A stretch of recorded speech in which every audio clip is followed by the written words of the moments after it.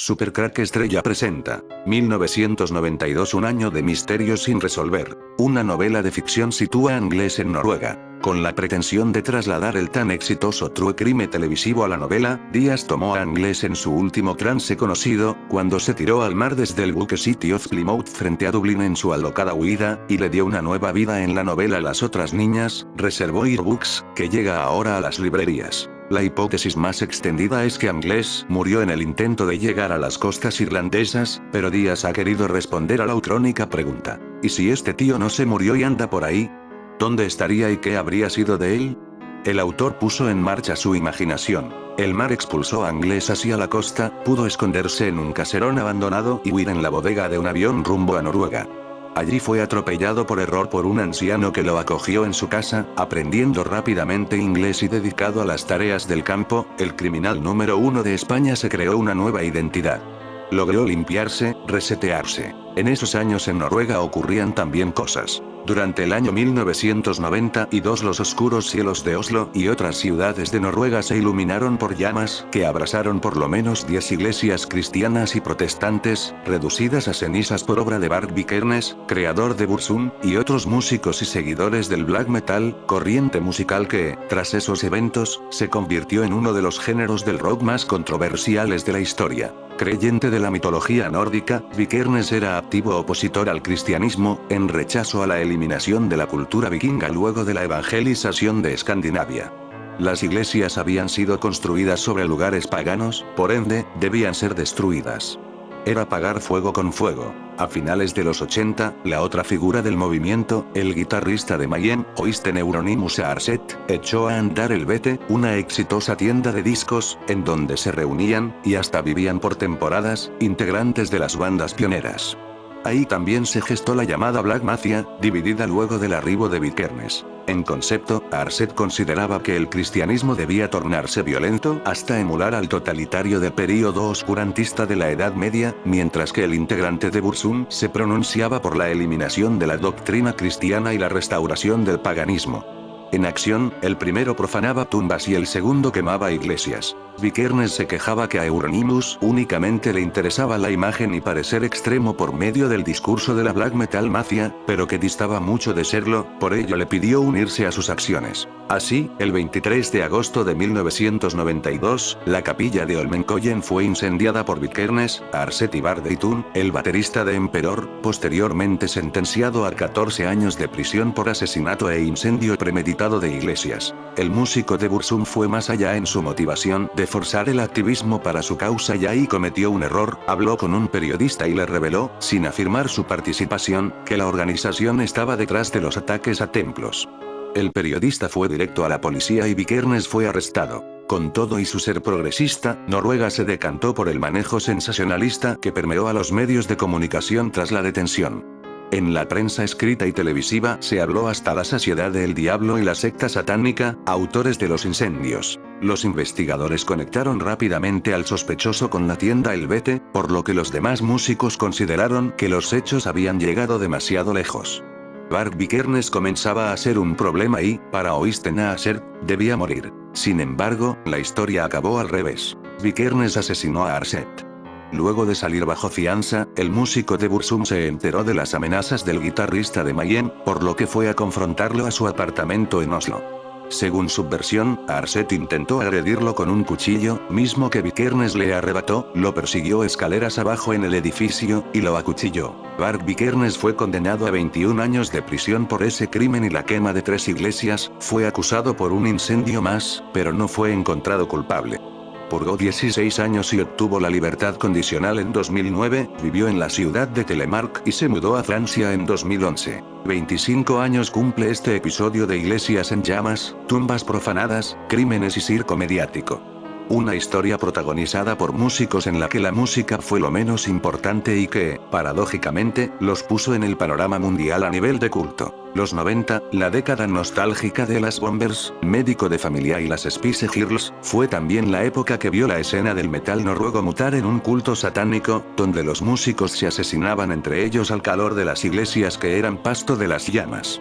La cinta Lord of Chaos, dirigida por Jonas Akelund con Ski Ferreira y Rory Culkin, hermano de Macaulay, en el reparto, se sumerge en la oscura historia del grupo que lo inició todo. Aviso a estómagos delicados. Aunque se estrena en Reino Unido el próximo 29 de marzo, ya hizo una presentación estelar durante su proyección en el Festival de Londres del pasado noviembre. Un hombre vomitó y una mujer se desmayó. Mayhem fue el grupo que dio el pistoletazo de salida a la escena musical de Noruega. Fundado en 1984 y declarado satanista, fue el primer grupo de black metal del país y sus influencias nadaban entre Black Sabbath, Venom o Motorhead. 4 años más tarde de su fundación, entró al grupo el sueco Per Yngve, conocido como Dead. Con él se desató la locura. Dead comenzó a aparecer en los conciertos pintado de blanco y negro, un maquillaje que nada tenía que ver con el de Alice Cooper o Kiss, como más tarde dijo su compañero y fundador Jorn Stubberud, conocido como Necrobutcher. Él de verdad quería parecer un cadáver, no lo hacía para ser guay. Durante los conciertos, Dead solía cortarse usando cuchillos o cristales rotos y en el escenario había cabezas de cerdo o de ovejas empaladas, delante del público. En una ocasión, Dead apuñaló a Euronymous, uno de sus compañeros, con un cuchillo. No se veía como un humano, sino como una criatura de otro mundo. Decía que tenía visiones de que su sangre se había congelado en sus venas, que estaba muerto, dijo Stian Johansen, que sustituyó a Dead durante un corto periodo de tiempo. 1992, un año de misterios sin resolver. En 1992, un hombre se despertó en una zanja en el sur de California. No recordaba quién era, dónde estaba o dónde había estado antes. El hombre localizó una bolsa de lona azul a su lado en la zanja, donde encontró una tarjeta de la Biblioteca Pública de Boston emitida a Pierre April. Sufriendo de amnesia severa, el hombre usó los artículos en su bolsa de lona para tratar de juntar recuerdos sobre su pasado. Después de que se emitió el episodio, una mujer llamó para confirmar que el hombre era Pierre April. Eventualmente, April pudo reconectarse con sus padres en Canadá, quienes le dijeron que había estado desaparecido durante 5 meses. Sin embargo, los eventos que rodearon la desaparición de April siguen siendo un misterio. Detalles. En mayo de 1992, un hombre se despertó en una zanja a lo largo de la costa del sur de California. Lo único que llevaba consigo era un bolso de lona azul. Se dirigió a la autopista 1 cerca de Big Sur, California. Finalmente llegó a una gasolinera. Fue al teléfono público, pero se dio cuenta de que no conocía a nadie a quien llamar. En ese momento, también se dio cuenta de que no tenía idea de quién era ni de dónde venía. La única pista que tenía sobre su identidad era una tarjeta de la Biblioteca de Boston que decía Pierre April, que creía que era su nombre. Tenía recuerdos confusos de San Diego, que estaba a 400 millas al sur. Con solo $17 en el bolsillo, se fue a hacer autostop. 3 días después llegó a San Diego. Sin embargo, miró a su alrededor y no reconoció nada allí. Finalmente, un comprensivo conductor de autobús le llevó gratis al refugio para personas sin hogar de St. Vincent de Paul. El director del refugio creía que su amnesia era genuina. En los meses transcurridos desde entonces, ha sido sometido a varios exámenes físicos y psicológicos. Los médicos teorizan que sufre de amnesia inducida por un trauma. Los médicos han observado que es raro que alguien pierda la memoria a largo plazo durante tanto tiempo como él. Mientras estaba en el refugio, Pierre comenzó a buscar pistas sobre su pasado. Varias cosas de su memoria sí le vinieron a la mente, incluyendo conocimientos de física, matemáticas avanzadas, pilotaje, música y computadoras. Él cree que también tiene algunas habilidades artísticas. En su bolso de lona se encontró un collarín. Pierre cree que pudo haberse lesionado el cuello mientras jugaba hockey. También afirma que puede escribir 85 palabras por minuto. Ha aprendido a tocar la guitarra en tan solo unas horas. Utiliza esta habilidad para ganar dinero en las calles. Misterios sin resolver contrató a un dibujante que hizo 2 bocetos de personas que pudieron haber sido importantes para Pierre. El primero era de un hombre que Pierre creía que era su primo, Luke, apodado Curly.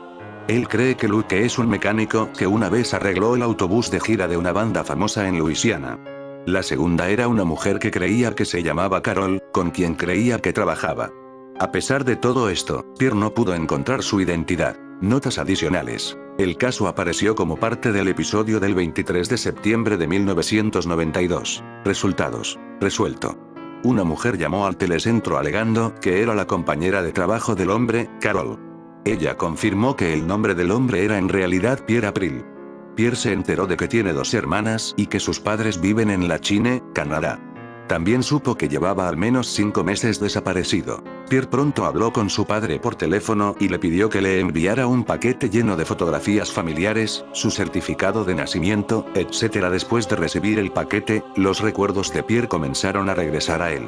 Más tarde se reunió con su familia y desde entonces todos sus recuerdos han regresado. Las adolescentes desaparecieron la noche del viernes 13 de noviembre de 1992, crimen de Alcácer. 14 días después empieza otro gran misterio, pero esta vez en Madrid. Aún no se sabía del destino de las niñas, cuando otra noticia impactó en la sociedad española, y es que ese año todo era muy tétrico. Expediente Vallecas 1992. Madrugada del 27 de noviembre de 1992, Madrid. Policía Nacional, dígame. Sí, perdonen, pero están pasando cosas muy extrañas en mi casa. ¿Hay alguien en nuestro baño? ¿Alguien, señora? Sí. Además, las puertas de los armarios no dejan de chirriar y moverse. Por favor, vengan, por favor. ¿Desde dónde nos llama? Calle Luis Marín, número 8, Vallecas. Rápido, por favor. Vamos para allá. Le mandamos una patrulla. Así empieza la historia del único caso clasificado por la misma Policía Nacional como un asunto extraño donde incomprensiblemente algo escapa de lo normal. Hablamos del famoso expediente Vallecas, de principios de los 90. El director Paco Plaza ha tomado como punto de partida este caso real para dar a conocer su próxima película de misterio, Verónica, cuyo estreno se espera para este próximo fin de semana. Un caso que saltó a los oídos de todos los españoles y corrió como la pólvora entre los más aficionados al mundo del ocultismo y la parapsicología. Lo que en aquella casa del barrio de Vallecas sucedía fue ratificado por 4 agentes de la Policía Nacional en la madrugada del 27 de noviembre de 1992 en un posterior informe donde alegaban literalmente que pudimos observar como una puerta de un armario que se encontraba cerrada totalmente se abría de forma súbita y totalmente antinatural, lo que nos llevó a determinar sobre la seriedad de nuestras sospechas. La historia de la familia Gutiérrez no empieza ahí, ni mucho menos. Un año antes, la tragedia se volcó con esta familia humilde madrileña. La muerte de la pequeña Estefanía, de tan solo 14 años, sacudió a la familia de manera trágica. Las extrañas circunstancias de la muerte de la pequeña hicieron merma en el ánimo de la familia, desencadenando una serie de sospechas que más tarde pudieron tener su confirmación y su respuesta. Estefanía y el ocultismo. La joven Estefanía Gutiérrez Lázaro, la mayor de los 6 hijos de la familia, falleció en el Hospital Gregorio Marañón la noche del 11 de agosto de 1991, bajo un diagnóstico poco claro, a los 14 años de edad. Los médicos aclaran que la pequeña Estefanía ha muerto bajo una asfixia repentina. La vida de la joven no era la de cualquier niña normal de su edad. Pronto empezó a moverse en el mundo del ocultismo y las tablas Ouija, juego paranormal el cual realiza en su mismo instituto junto a otras amigas, cuando es sorprendida por una de sus profesoras, la cual tras el hallazgo de la tabla, rompe contra el suelo. Dicho hecho provoca en Estefanía una reacción paranormal tras la cual la joven empieza a manifestar síntomas psicológicos extraños a lo que los médicos no encuentran una explicación razonable. Alucinaciones, extrañas contestaciones, convulsiones. Para muchos la joven ha sido poseída por el mismo diablo. El 11 de agosto la muerte visita el cuerpo de Estefanía, dejando una serie de incógnitas inexplicables entre los familiares. A partir de este momento, la familia empieza a recibir en su casa voces extrañas, movimientos del mobiliario inadecuados y sobrenaturales, como encendido de electrodomésticos y otros. El abuelo de Estefanía, voces cercanas a la familia y con creencias católicas, concluían que aquellos fenómenos paranormales después de la muerte de la pequeña Estefanía podrían verse explicados a raíz de una venganza del más allá dirigida por el abuelo de la joven. Un abuelo cuya relación con su hija Concepción, madre de Estefanía, no habría sido nada buena, aparentemente por razones económicas, en la fecha en que fallece. Pero estos son solo habladurías de todo aquel que quiso ponerle algún tipo de explicación a aquellos fenómenos extraños que se sucedían en la casa de los Gutiérrez a raíz de la muerte de la pequeña Estefanía. Dictamen parapsicológico. Espíritus vivientes. Después del informe policial, en que se contrastan las situaciones anómalas que suceden en la vivienda, la historia se hace eco a nivel nacional. Algunos profesionales de la parapsicología quisieron tener su pizca de protagonismo y visitaron la casa con el fin de contactar o dar alguna explicación sobre los hechos inexplicables que allí se sucedían. Al parecer la presencia de 2 espíritus rondaba la casa intentando atemorizar a la familia a través del más allá. Según dichos expertos podría tratarse de las energías de la pequeña Estefanía y la de su abuelo. La primera, sería una energía menos desafiante, siendo la del abuelo una energía más insultante y amenazadora. A día de hoy el caso no ha podido ser explicado de manera lógica o científica. Quizás este caso pudiera haber pasado a la historia como cualquier otro en temas de brujería y ocultismo, pero quizás es el dato del informe pericial de la propia Policía Nacional, el que ha generado que se convierta en uno de los más mediáticos de nuestra historia reciente, y el único en el que la propia policía admite el hecho de fenómenos extraños sin explicación razonable. Esa noche la policía pudo escuchar algo en la terraza, de la terraza salió algo volando, escapando. Esto no se comenta más que de pasada, se dice de un ruido extraño procedente de la terraza, una especie de golpe, pero no se profundiza más en el tema, porque lo que se supone, es que una entidad salió volando por la terraza. Esta entidad voló por la noche madrileña de Vallecas, y como un ente que desea entrar en otro cuerpo llamó por las ventanas de los vecinos durmientes. Algunos escucharon voces detrás de sus ventanas, pero pensaron que eran sueños. El ambiente estaba muy cargado en aquella fría noche de noviembre. Juan dormía, cuando escuchaba voces, somos nosotros, detrás de la ventana, pero Juan se retorcía en la cama, pensando que todo era una pesadilla. Deseaba despertar, pero se sentía atrapado. La entidad insista, abre la ventana, estamos aquí, pero Juan solo se preguntaba cómo poder despertar de aquella pesadilla que le atormentaba. En una ocasión consiguió despertar, al fin pensó, pero dormido se había desdoblado de su cuerpo, quizás fruto de su deseo de despertar de aquello. Sintió las ganas de retirar las cortinas de la ventana, pero en vez de eso, salió a la calle, dejando su cuerpo reposar en la cama, sin darse cuenta de que eso no era lo más correcto. A la salida todo era oscuridad, mientras la entidad le perseguía con extrañeza y clamor. Esa fría noche de noviembre Juan entró en la dimensión de lo desconocido para ver qué había en ese otro lado. Los viajes en el tiempo son recurrentes en las películas de ciencia ficción, pero existe una historia muy poco conocida que involucra un misterio muy grande. Un avión, que salió desde Nueva York con destino a Miami, aterrizó 37 años después en Caracas, Venezuela. El viaje, que tenía que durar 3 horas, nunca llegó a destino. El inicio del misterio. Este relato se inició en 1955, cuando el vuelo 914 de Pan American World Airways, que se dirigía a la Ciudad del Sol, desapareció misteriosamente y sin dejar rastro alguno.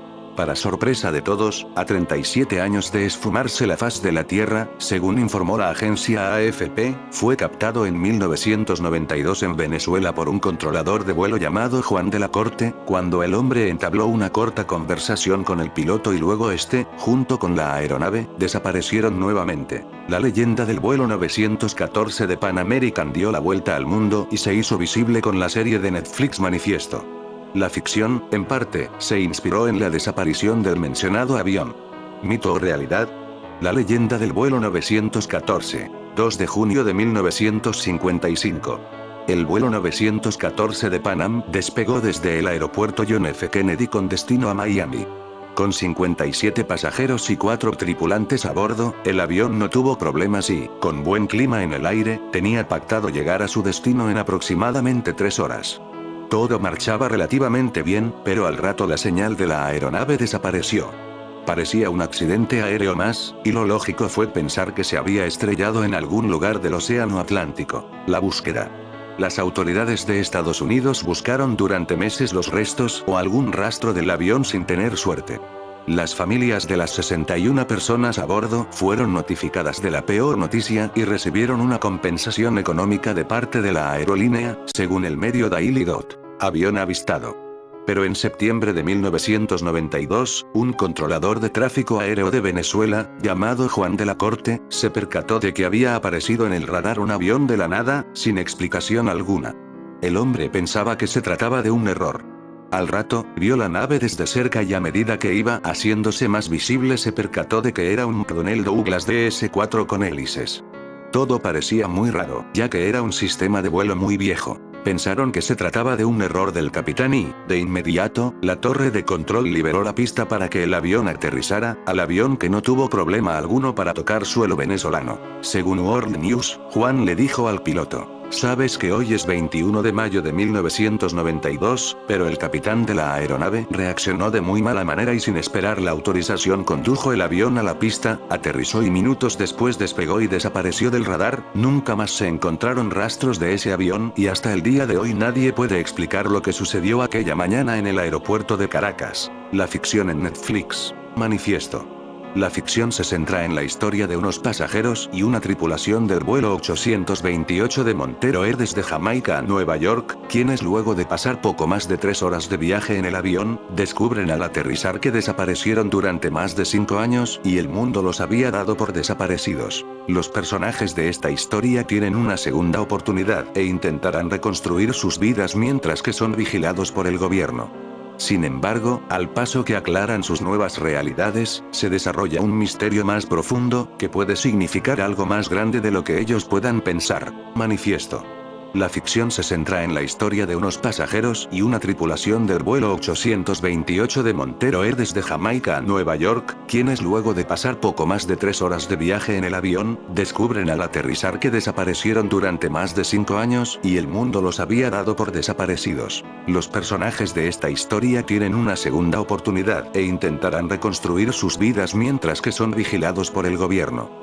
Sin embargo, al paso que aclaran sus nuevas realidades, se desarrolla un misterio más profundo, que puede significar algo más grande de lo que ellos puedan pensar. Avistamiento de un ovni en Sóller, Mallorca, en el año 1992. Expediente desclasificado por el Ejército del Aire de un fenómeno extraño en Sóller el 31 de julio de 1992. En fin amigos de Supercrack Estrella, si el video te gustó pulgar arriba.